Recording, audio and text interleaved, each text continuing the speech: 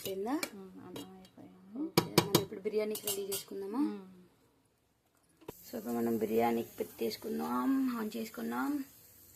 ఈ ప్యాన్ పెట్టేసి ప్యాన్ పైన బిర్యానీ బౌల్ పెట్టేసాం.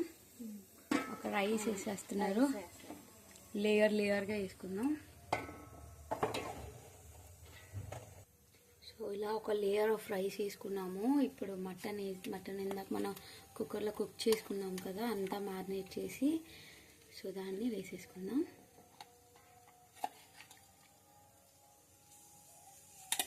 సో ఇదిగోండి, ఇలాగా మటన్ని మ్యారినేట్ చేసిన మ్యారినేట్ చేసి వేసేసాం.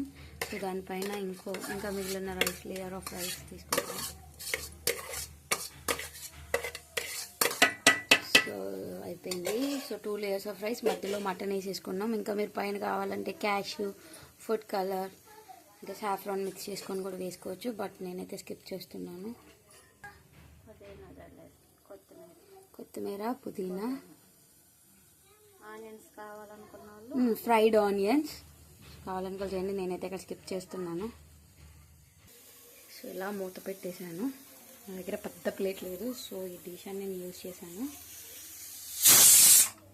ఏదన్నా బరువైంది ఇలా పెట్టు. సో ఓకే, ఎంత టైం ఉండాలక్క ఇదంతా? 10 నిమిషాలు. ఒక్క 10 minutes. ఎలా పెట్టుకోవాలి? మీడియంలో పెట్టుకోవాలా? సేమ్ హైలో ఒక్క 10 నిమిషాలు ఉడికిచ్చేసామంటే సరిపోద్ది. ఎందుకంటే మనంత రైస్ కుక్డ్ అయిపోయింది, మటన్ కుక్ అయిపోయింది కాబట్టి 10 minutes చాలన్నమాట. పక్కన మన గ్రేవీకి రెడీ చేసుకుంది. ఆల్రెడీ 6 విజిల్స్ వచ్చేసాయి. ఇంకో ఆపేసాను చూడండి.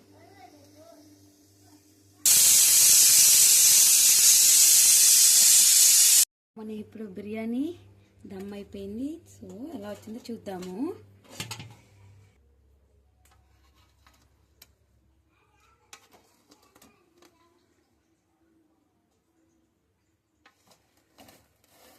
మనకు ఆల్రెడీ పీస్ ముందే ఉడికింది కాబట్టి నో ప్రాబ్లం.